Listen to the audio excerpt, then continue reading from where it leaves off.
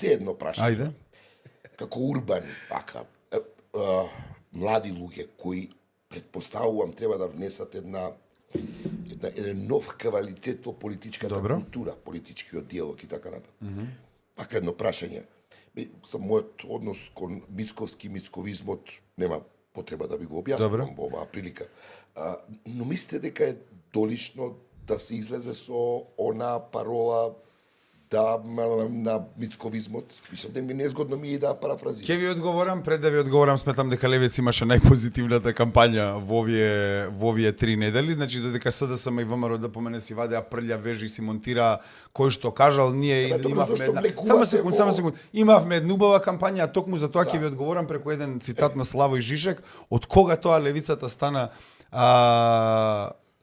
главен во одбрана на општествените норми. Од кога тоа Левицата е заштитникот на општествените норми? Тоа е работа на десницата.